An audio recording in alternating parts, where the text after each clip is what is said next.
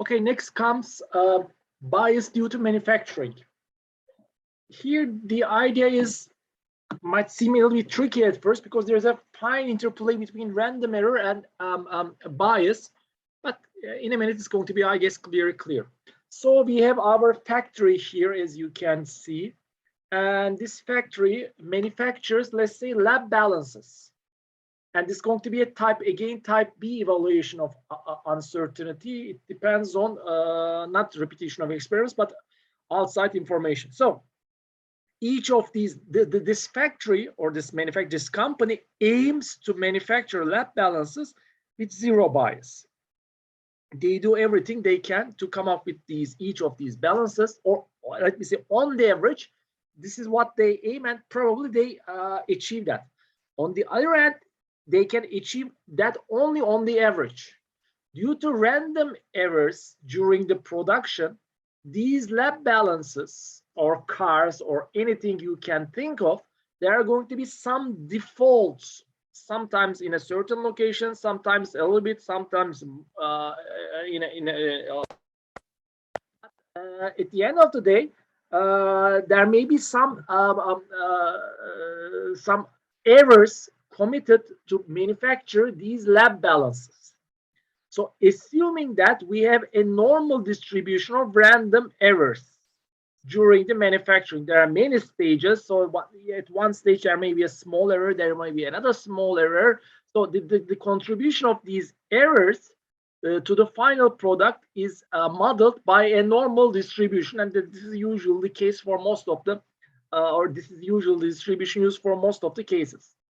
And at the end, what we produce is the effect of these random errors will be reflected in the sense the function of these balances is to weigh an object.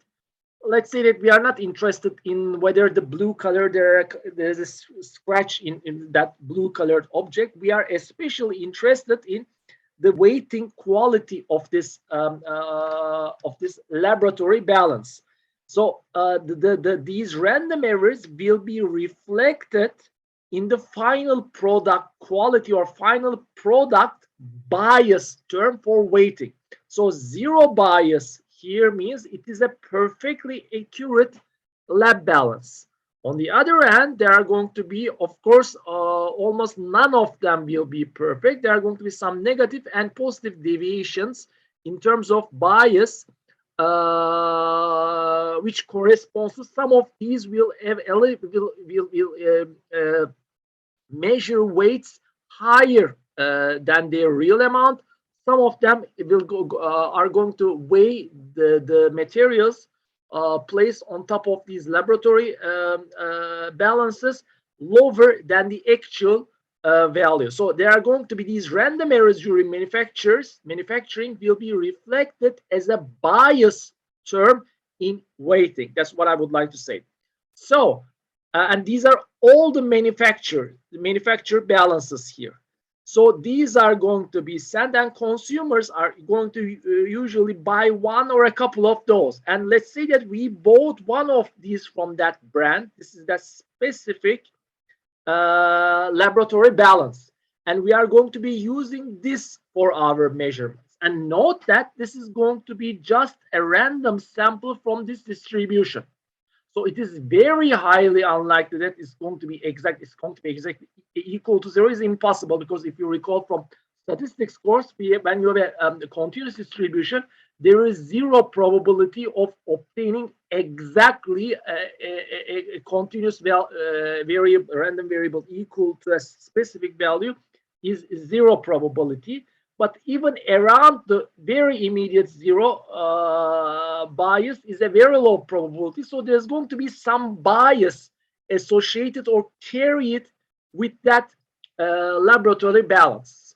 So once we buy this and we start measuring our various materials or liquids or whatever that we are going to be using in our experiment, these results always going to carry the same bias, which is related with that manufacturing bias. So therefore, we need to add this, or we need to show this bias in our uncertainty calculations. Now, usually, if we show it with B manufacturing square, this is going to be equal to, note that, variance of this distribution. So this distribution is due to random errors during production, but this is reflected as a bias term in our laboratory equipment. Now, these values are usually specified in manufacturer's manual related with that specific equipment. Note that in most cases, it's not going to be the variance which is reported.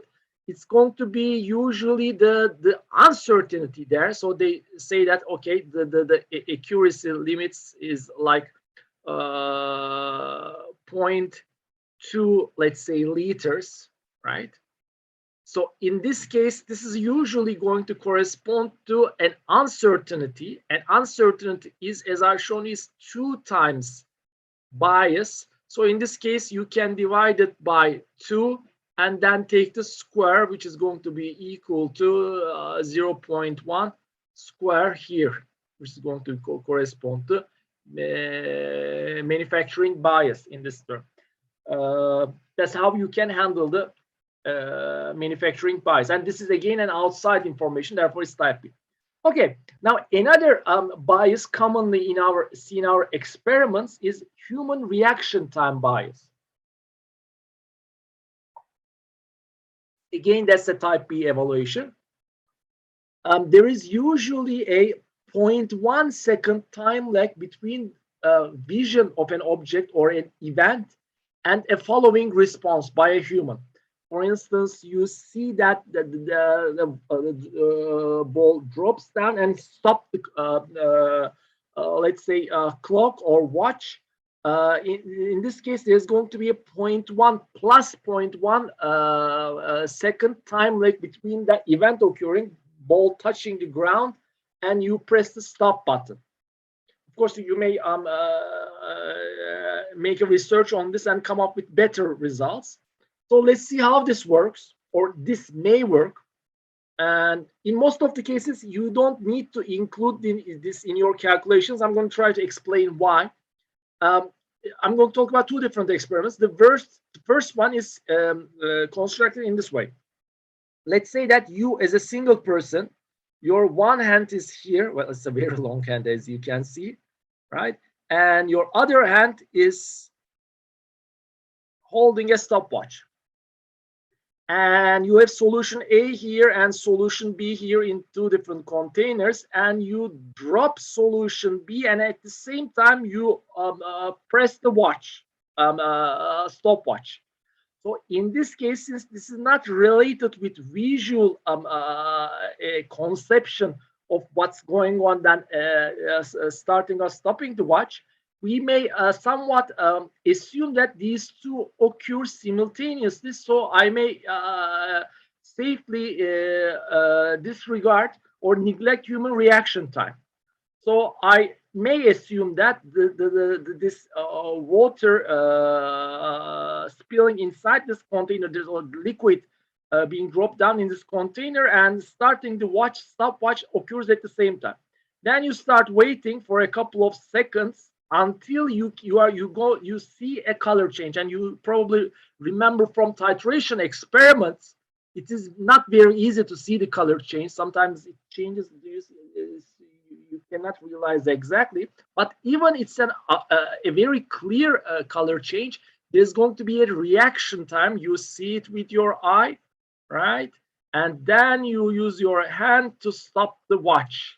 So there's going to be a somewhat like 0.1 second of time lag. So in this case, if this T, the time interval between these 2 events, these 2 mixtures being mixed together, and the solution changes a kind of, let's say this T is a kind of future for reaction rate, or it shows it is somewhat proportional reaction rate, and we need to measure this.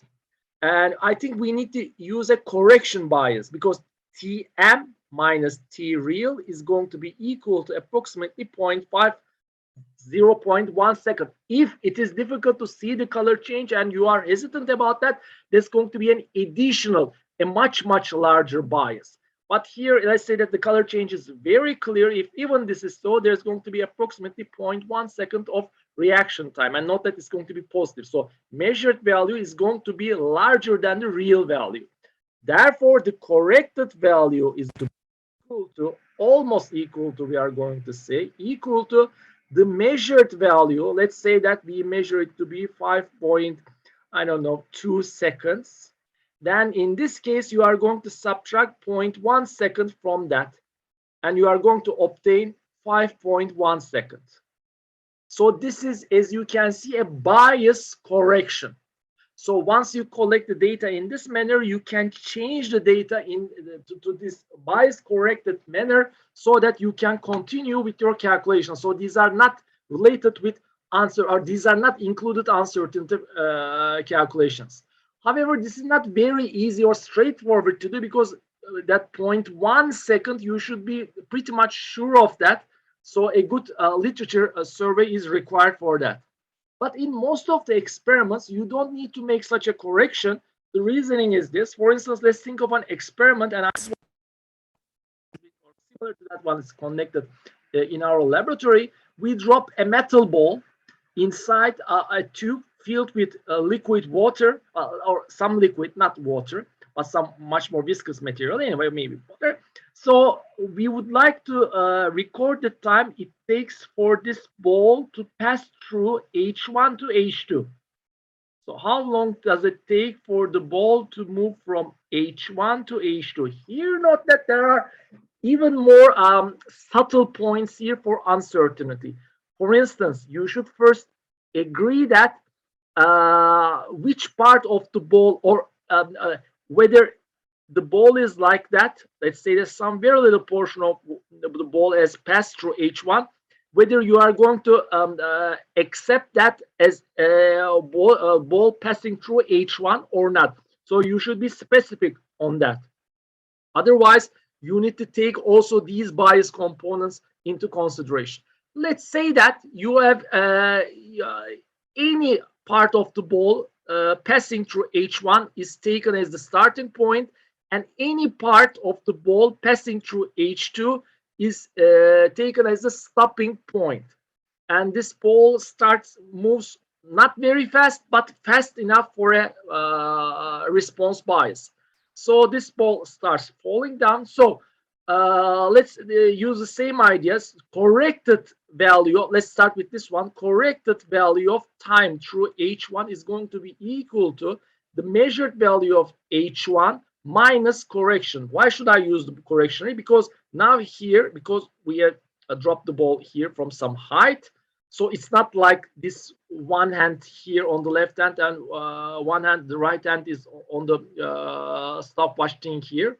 So I use my eye to see when this ball has passed through H1. Therefore, there is purely a reaction involved. Therefore, there's going to be a reaction time. So whatever the time that I measure here, I'm going to subtract 0.1. And note that the same is also involved through passing through H2. Both starting and stopping of the clock watch is the same correction is applied. So therefore, when I subtract those two, corrections will cancel. So the delta time value that I measure between those two intervals is indeed equal to the corrected values. So for the specific experiment, you don't need to make any correction for human reaction time bias. On the other hand, please note that this correction term is an expected value term, which means under some circumstances, this may be equal to 0.12 second for some people. For some people, it may be 0.08 second. So there's a random error component to that reaction time. This 0.1 means that only this is biased by 0.1 second. But there's going to be a random error term, which is going to fluctuate from the positive and negative parts of 0.1 seconds. Probably it's going to be much smaller than 0.1 second. Therefore, in some cases, this, even for this case, not as a bias term, but as a random error term, this may be, or this should be included in your calculations depending on the uncertainty, the magnitude of the uncertainty terms or other terms. If, for instance, it's a very fast falling ball, then this standard deviation or variance of the reaction time may be pretty much important at H1 and H2. As I said, the bias term will cancel, or so you don't need to make any correction for the time collection or the time during which this ball travels this distance. On the other hand, standard deviation is important in competition, and I'll come to that. And this is one of the rare occasions where random error is going to be obtained, or it can be obtained by a type B procedure. Usually, as I'm going to talk about in a couple of minutes, random error terms are obtained by repetition of the experiment, type A procedure.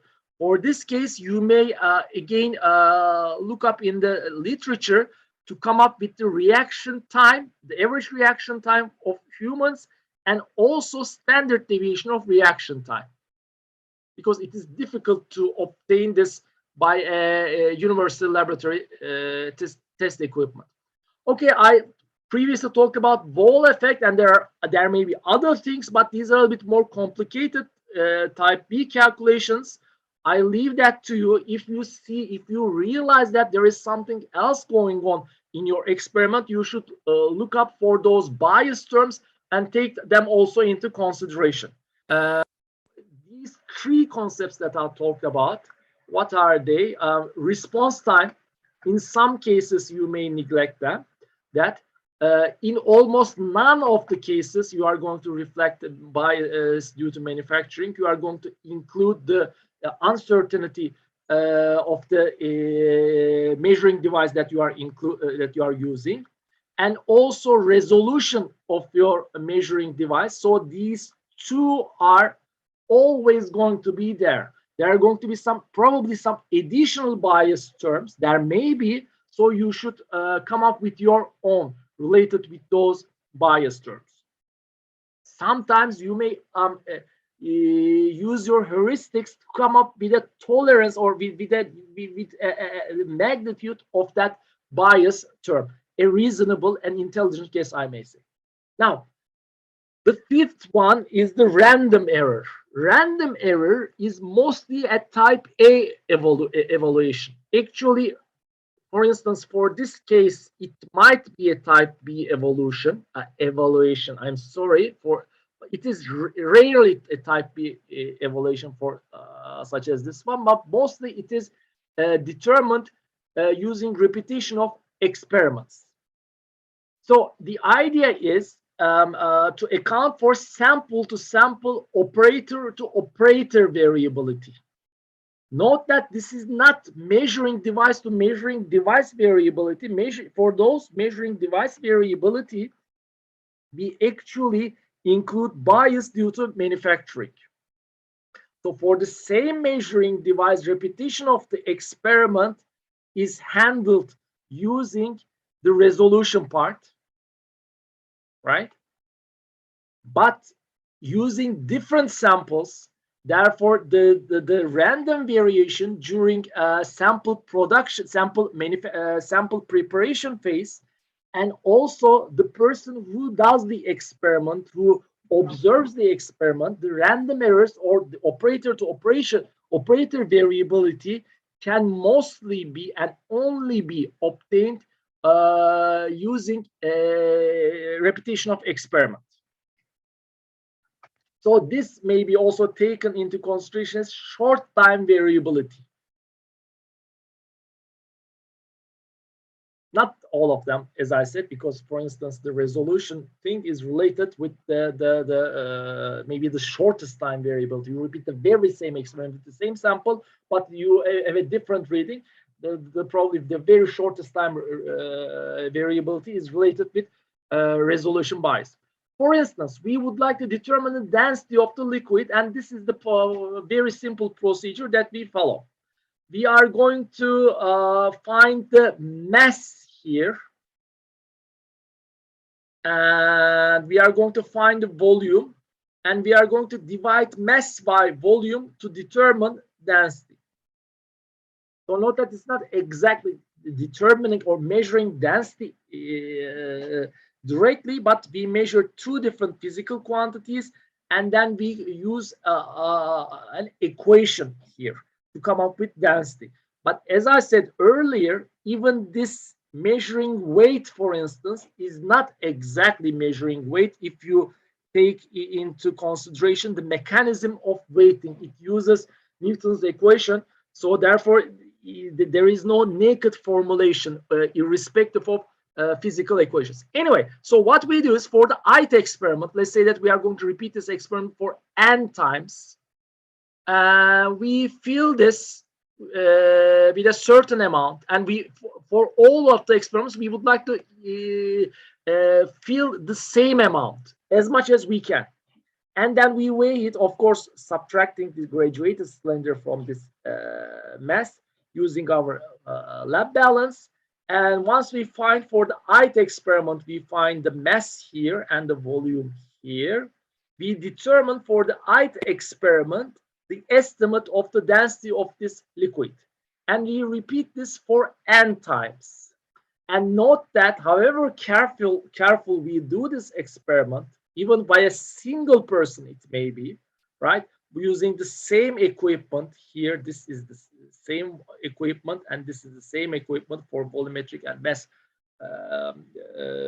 measurements, there are going to be quite possibly differences between those measurements, density 1, density 2, density n. So the statistical answer that we do is very simple, something we all know. First, we find the average density value by summing the density values and dividing by number of observations or sample size. Then we find the sample variance, p square. Right? And we divide it by n minus 1, our all sample variance equation. And note that what we are interested in is this single value, density. So it's going to be the average density that we are interested in. So we would be interested in the deviation in this quantity. Note that this quantity is going to be equal to density hat, the real value of density, its estimated value. So we would be interested in the deviation of sigma hat value. If you take another n samples, how much this sigma hat or sigma bar would deviate. This is the idea. Therefore, we are interested in a sample average standard deviation. So it's not S density, S square density, but S square density average we are interested in. And if you recall from statistics course, here the idea is we take the variance or variance estimate and divide by n. And this is what we call precision or precision square. Call it p square.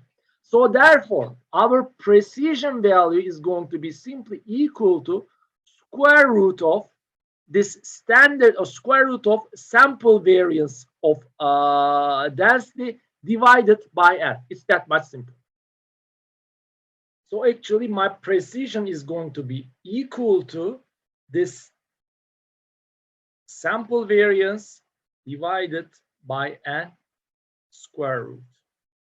This is going to be, note that this is going to be simply equal to this quantity, the standard deviation of average density. And I'm going to take this as precision. And uncertainty here is again the precision value, just like bias, I'm going to multiply it by a constant, and usually it's going to be equal to 2. But as I said earlier, we are going to be using both of these bias and precision terms, so the equation is going to be much more informative and understandable in the next lecture. So for the time being, I just showed this to maybe for the impatient souls, I showed the relation between precision and uncertainty. Therefore, at the end of the day, we are going to see that uncertainty is going to be a function of bias and precision, as we are going to see in the next lecture. So I I put another example here later. I did that, so therefore it's that much messy. It's always messy, my writing, but it's even much more messier than the normal messiness. If, for instance, if I repeat my experiment with different measuring equipment, so let's say from the same label brand, I have 10 graduated cylinders. I randomly bought from different parts of the country or different parts of the world, let's say. I randomly I bought 10 graduated cylinders from the same brand and 10 lab balances again from the same brand. And I conducted 10 experiments. For each experiment, I conducted one of these equipment. Here, this one and this balance. Of course, it's not that much easy whether 10, for instance, n is equal to 10 would be sufficient. But if I conduct the experiment in this manner and find density values, you probably feel heuristically that the standard deviation of density values in this case and the precision of the value, let me not call this precision, it's a number related to precision. It's a better way because this is inverse of precision. The lower this number is, the higher the precision is, because standard deviation being smaller means it's a more precise measurement. Anyway, so in this case, if each measurement is conducted with a different, from the same brand but different equipment, different measuring device, then this p square value or standard deviation and therefore p square value will be higher. Why? Because in this case, we are also including the bias related to this equipment and this equipment. So here is the thing. Either you conduct one experiment using a randomly chosen or randomly bought graduated cylinder and lab balance, and usually this is the case. And then during uncertainty calculation, right, and we repeat the experiment using these ones, and we find the precision value, whatever. But as we are going to see in the next lecture, we are going to also add the bias value related to manufacturing random error terms, or random error terms during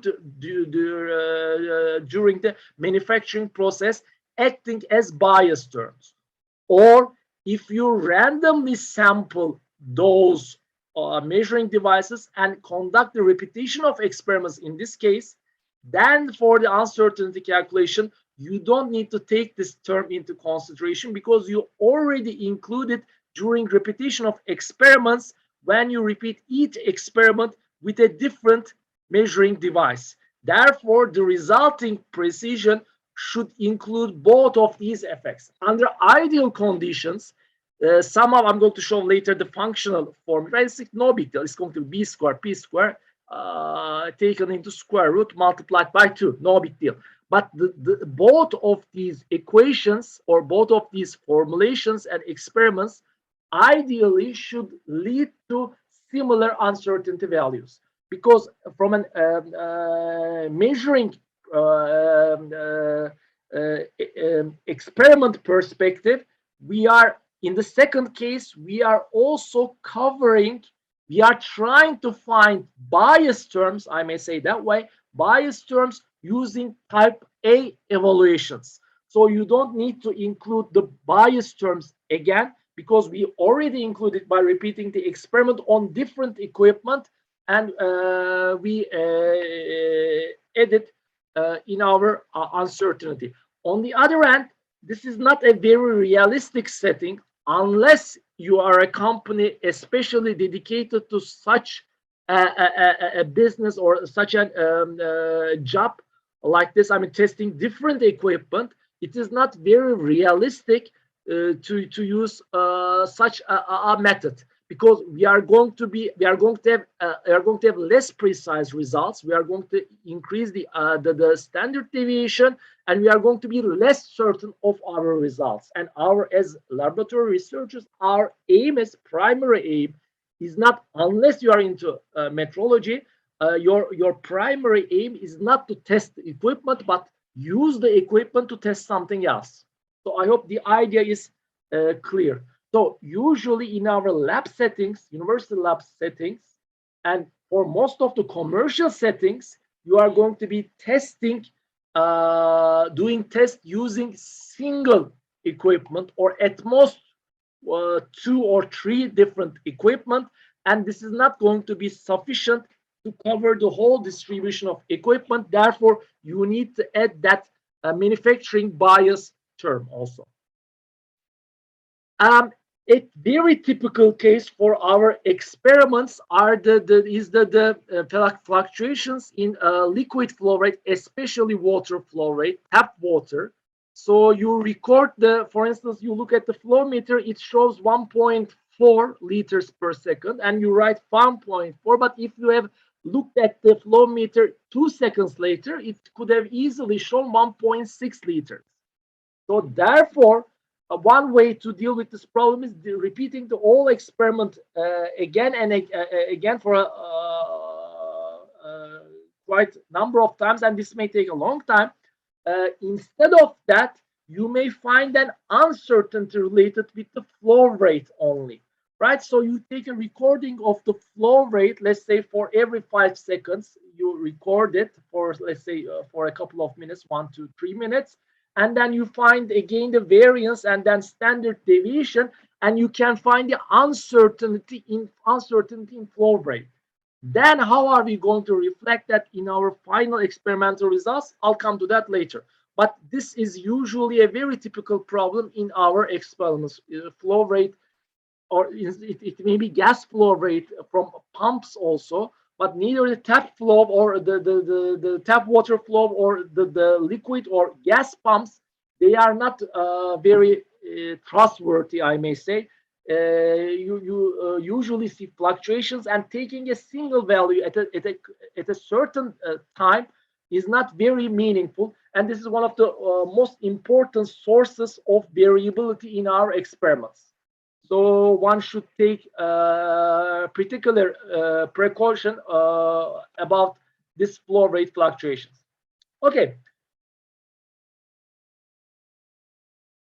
The last uncertainty that I would like to talk about, and this is the one usually missed by our students, is model and estimation errors, and these are purely type B evaluation. Now, these are, well, actually not purely type B evaluation. There are repetitions also involved related with that. So there may be also type A evaluation here related with that. So let me say not always type B, but that much is too much. I think it's too much detail. So just general idea is, I think, sufficient about type A and type B evaluation. Okay, so let me try to give you a couple of examples instead of trying to explain the whole thing from a theoretical value. You're going to understand better. One of our typical assumptions: ideal gas assumed. You assume ideal gas, you do the calculations, and you come up with some result. All right, that's great. How are you going to report an uncertainty? You go back and you repeat the experiment, repetition uncertainty. So about precision, you go back with the resolution uncertainty, manufacturing bias. That's great. But assuming ideal gas, and let's say that you didn't measure pressure, you calculate pressure using this equation. Molar volume and R is a constant, and you measure T. Let's say you measure these two values and you come up with this values. Note that this is ideal gas equation. The more realistic form of that equation is with the compressibility factor here, which is called Z, and it's a function of P. If you recall, this should be something like this, if I recall correctly, for most of the gases, I guess. So as this is 1, so as pressure goes to 0 here, compressibility factor goes to 1, which means that this is going to be equal to 1. Therefore, we converge the ideal gas equation, but pressure is not equal to 0, and each gas has a different approaching or convergence to that value. So for finite p-values, especially if p is a little bit higher than 1 atmosphere, you may have deviations. So it is a good idea to include a couple of terms here related with, note that that one corresponds to ideal gas plus a couple of more coefficients related with p square. So including these terms and doing the calculations for p is going to give you a better idea. For instance, if this is the type of gas that you are dealing with, it may be something like here and here. That the compressibility factor may be changing. Therefore, the uncertainty in p-value, whatever the p-value that we are using right now, the uncertainty term should be added to that measured or computed p-value. This is related with or similar things. For instance, you assume ideal solution. What else? We assume liquid gas equilibrium or two-phase equilibrium. Equilibrium, let's say, has not been reached maybe yet. What else? You may assume isothermal reaction, but it is not. We assume no heat loss to the surroundings, but heat loss to the surroundings. So in our equations, in our models, to make those equations and models work, we we start with many nice assumptions when we are on board deriving all these very nice equations. But in real life, if these equations are not satisfied, again using those equations such as this one, or in other cases, some other equations, you may come up with some maximum and minimum p-values so that you can come up with some uncertainty. That's what I'm trying to say. So the second type of uncertainty is related with fitting concept. This fitting concept, and this is why I thought that, note that this is here, this evaluation of uncertainty is totally type B. Has got nothing to do with repetition of experiments. It's totally theoretical. Now, this experiment for different values of y, x, take anything about y and x. It may be conductivity versus concentration. Let's say a calibration chart. And let's say these are the points that you have obtained in a calibration chart. Then in order to use this calibration chart for different values of concentration and conductivity, we fit a linear line here. Right, and a linear line seems okay. Then we use for any concentration or conductivity value. For instance, we would like to see the corresponding value here. So we just pull a line here. So whatever the value can be read, or vice versa. Anyway, so for this line on the other hand, realize that we have these residual terms. These experimental values, of course, as you would probably say, they are not exactly on this line. But here is the trouble. When they are not exactly on this line, which is the normal case, you cannot at 100% guarantee that this is the true calibration line. So if you assume that such a model exists between y and x, b0 plus b1, x plus some error term, so we would like to estimate b0 and b1, and this b0 is this intercept and b1 is this slope. What we obtain at the end of this procedure, only the estimates of these heads of these, they are not exact values. Therefore, there's going to be an uncertainty related with that. But more than that, there's going to be an uncertainty in a future experiment in which, let's say, we know the x value, we would like to know the corresponding y value. Due to that uncertainty is beta 0 and beta 1, there's going to be an uncertainty also in y value. Therefore, the x value will correspond to a point estimate of y, but also a band here. Is going to be a prediction interval in terms of statistics. But here we are going to call it again with y value and with some uncertainty term we are going to report it. So these random error terms during our experiment and our models will reveal itself in uncertainty of model parameters. Now, this is a kind of collaboration between type A and B methods, I may say. Type A comes from repetition of experiment at different values, right? So it's not exactly repetition of experiment, but experiment at different values so that you can draw this line. But once you have these experiments, the rest is going to be theory. Now, another thing, and one may at first sight liken to this, actually there's a very important difference, is let's say that these are your calibration points. These are the experimental values that you obtain for different y and x values. Okay, now you would like to, let's say, fit a straight line. Can you do that? Yes, you can. And in the end, then you may say that, okay, here, these are the error terms in this case. Please do not consider these dashed lines. Just consider this line, our fitted line, and these are the experimental values. Now, note that there's a very important difference between the residuals here and the residuals here. These residuals are structured, which means that very practically, I'm not going to go into detail, but very practically, it means that this model does not fit to that experiment or to that data. Very practically, you can say that a quadratic relation such as this one, or quadratic polynomial, second order polynomial, should have been fitted.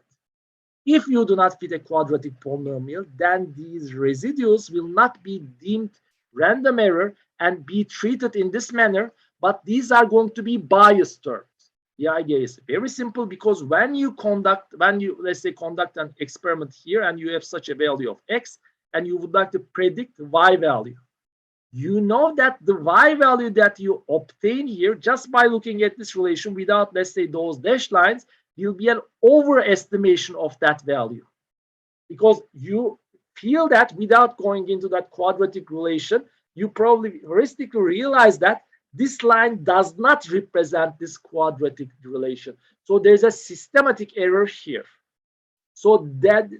And more important than that, compared to our previous handling of bias, this bias is not constant. In the previous cases, if you recall, let me try to show here. All right, here bias did not change. It's always in the same negative values, minus 25, minus 30, with respect to x. And here again, minus 2, minus 1, minus 2, again in this level with respect to x. Here the idea is different. Here, if you plot these residual values with respect to x, here we have positive. Here we have a very small positive. Here we have negative, negative, and another negative, and one positive. Now, this shows that there is a trend here. And therefore, not only there is a bias, but this bias is a function of x. So this needs some special treatment to get rid of this bias. In its easiest case, you should realize that there is a systematic error due to my model. I should change my model. This fit is not good. So most of the times, students come up with an explanation that, okay, we fit here and there are some error terms. We should do the experiment carefully. It has got nothing to do with the experiment, doing experiment carefully. This is bias, and this is bias due to model or incorrect model.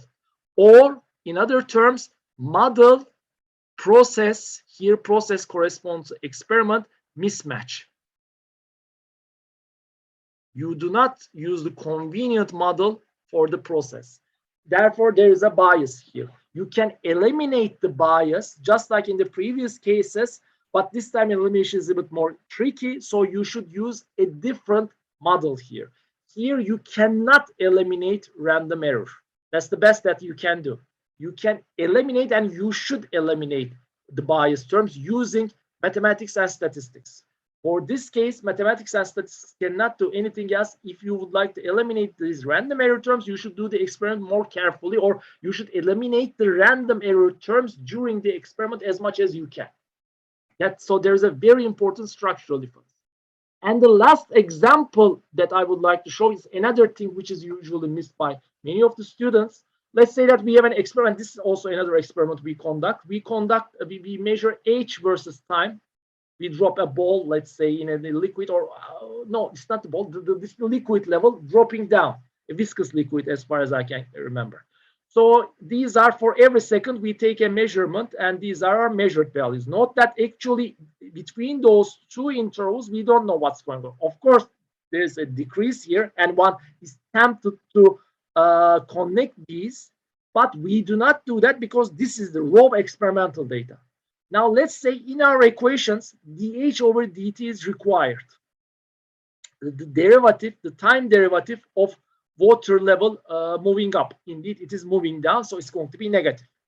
So in order to find dH dt, you have two alternatives here. One of them is the so-called numerical, taking the numerical derivative, and its simplest form, you can approximate dH over dt with delta H over delta t, which means, for instance, if you would like to find the derivative here, you find H2 here, you find H3 here.